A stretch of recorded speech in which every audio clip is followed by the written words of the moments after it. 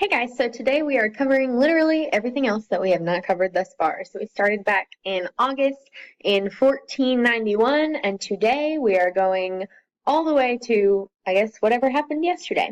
So we're going to start this discussion with 1990. Where we left off last was Ronald Reagan is president. Actually, we're going to backtrack a little bit to 1988 and the presidential election of that year. So, in the decade of the 1990s, we will have George H.W. Bush and Bill Clinton as our presidents. The first one, of course, George H.W. Bush, and you guys know my affinity for the Bush family. George H.W. Bush will end up serving only one term. So he was involved in the election of 1988. So on the Democratic side, we have Michael Dukakis, which is like the best last name ever, is nominated. And on TV, he doesn't do too well. See his little bushy eyebrows there. He's a little bit geeky. And when put up next to the vice president, George H.W. Bush, who had been vice president for 2 terms under Reagan, he kind of fell short. One of George H.W. Bush's campaign promises is he's not going to be soft on crime. He wants to have harsher punishments, harsher jail times and fines, as well as the possibility for capital punishment. We also have, he makes a promise not to raise taxes and famously says, "Read my lips, no new taxes." So he will be elected in the election of 1988, and kind of against his favor here, Democrats will win the majority in both the House and the Senate. So his term is kind of doomed to fail from the beginning. He will be president at the end of the Cold War by circumstance, but also by his great maneuvering of foreign policy. George H.W. Bush had been an ambassador to the UN. He had lived in China for a long time, and so he was known for his great foreign policy, and so part of the end of the Cold War is due to him. A few Cold War events that happened during his presidency is the Tiananmen Square incident in China. As you know, China became communist in 1949 after World War II with the revolution of Mao Zedong.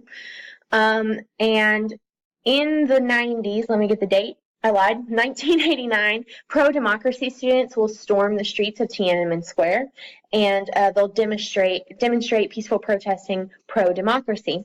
This is all broadcasted on national TV. Americans are watching it all. There's American journalists there, and a very, very famous picture was taken.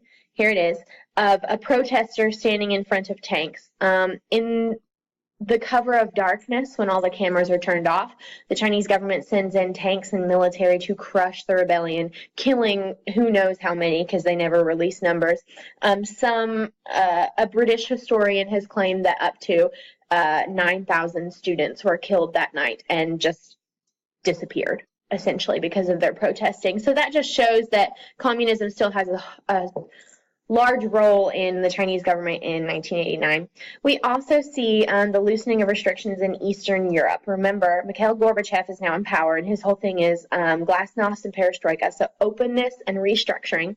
And in doing so, he no longer supports the communist governments in the satellite states of the USSR.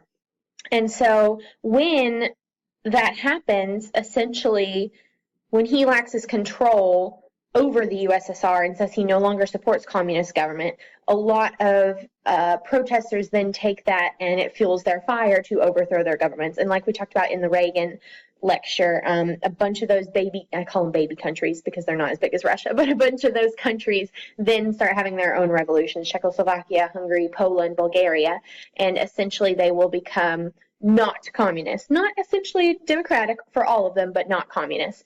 And so Gorbachev is kind of left without a country because actually Boris Yeltsin is the president of Russia, and Gorbachev just kind of not disappears, but isn't so important anymore because the USSR will dissolve.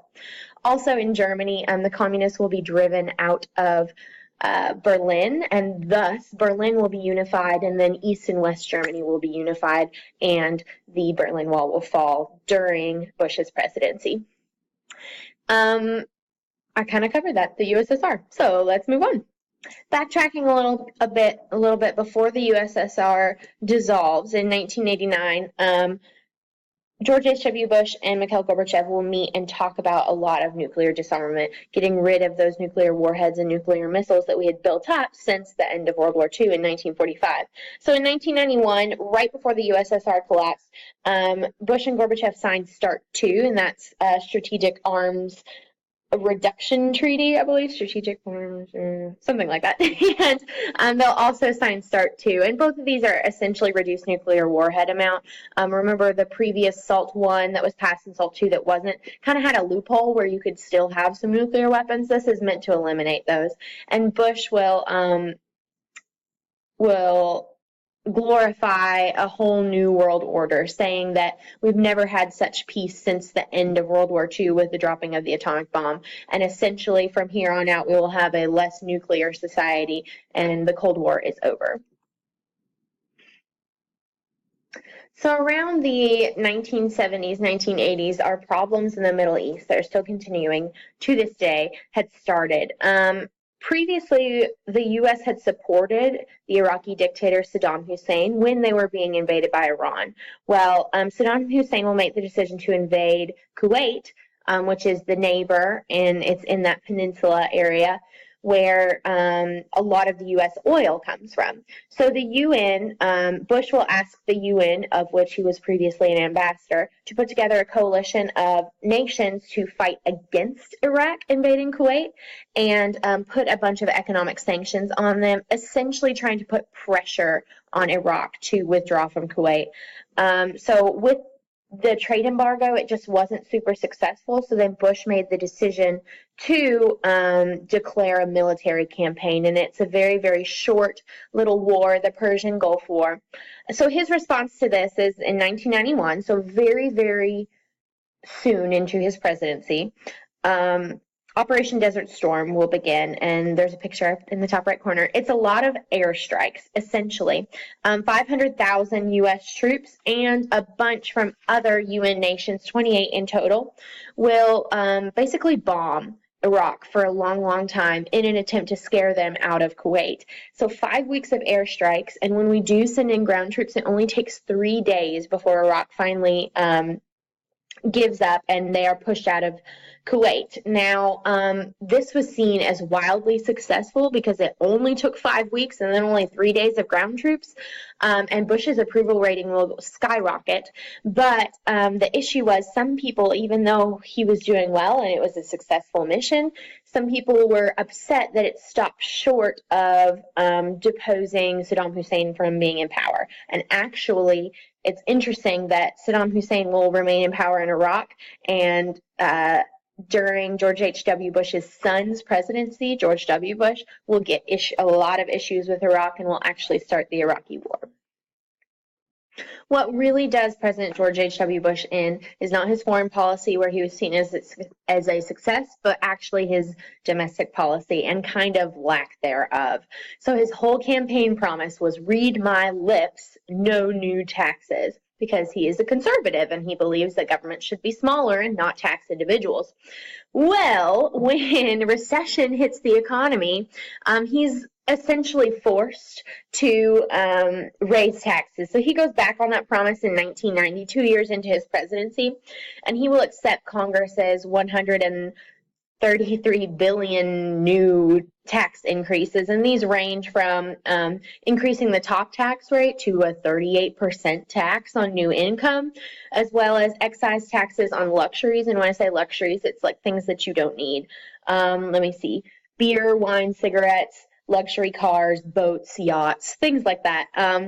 So increasing those taxes really made him look bad, because he had said during his whole campaign, I will not raise taxes.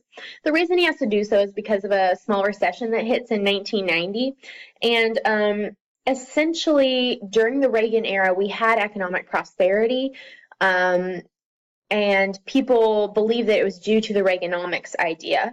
But actually, that trickle-down economics, it ended up going sour within George H.W. Bush's presidency. So unemployment goes up, and when that happens and the prosperity goes down, his approval rating, despite the whole Operation Desert Storm ordeal, started plummeting. Some successes that people don't really attest to him is he will really campaign the Americans with Disabilities Act, and this provides a lot of anti-discrimination laws against people with disabilities, mental and physical, in employment, in transportation, in public accommodations, facilities, so elevators, ramps, things for people with disabilities in public facilities. You have George H.W. Bush to thank for that. He also liked to call himself the education president and really wanted to fund more education and promote more education, but he wasn't really successful in doing so, and so we don't see him as that. And in fact, his son and his daughter-in-law will be more advocates for education than he was himself. So flash forward to 1992, and Bush will receive the Republican nomination, but that post-war success of the Persian Gulf War, it was kind of over. His approval rating was really down. There was a small recession. He had lied about the new taxes thing. In my opinion, I'm a little biased. He's still a pretty great dude, though, so that's why I put that there.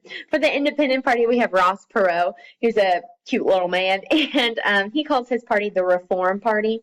And essentially what we remember about Ross Perot is not his policies or what he wanted, just that he was a billionaire, and he paid for his own campaign out of his own pocket.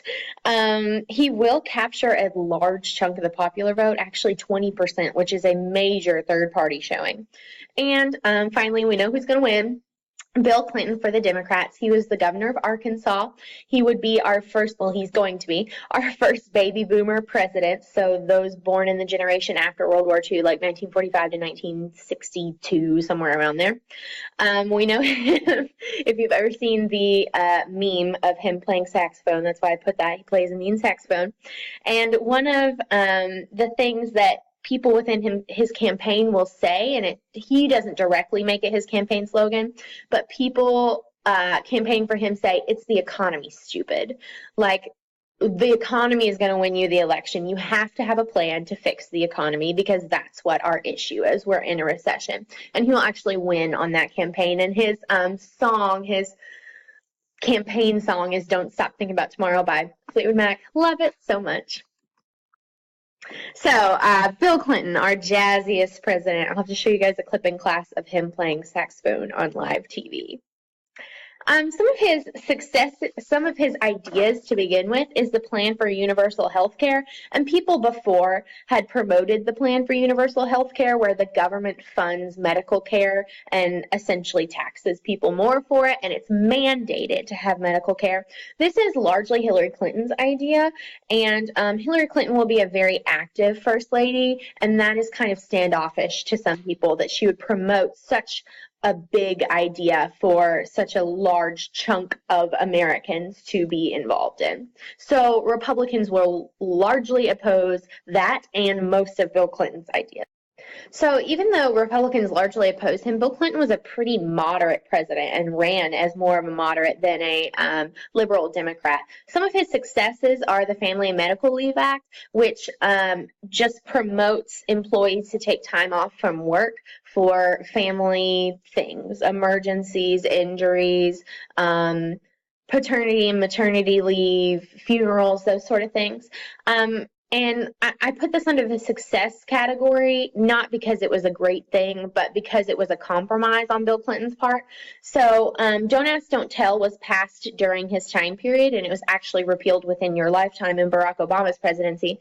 But essentially, Clinton wanted to lift the ban on homosexuals serving in the military, and that was completely blocked by Republicans in Congress. So rather, the success of it is that it's more of a compromise. He institutes the Don't Ask, Don't Tell, so it's not a ban on the LGBT community being in the military, but rather it's a don't ask, don't tell, you can be in it. So not great, but a success in that those people in that community could serve if they wanted to.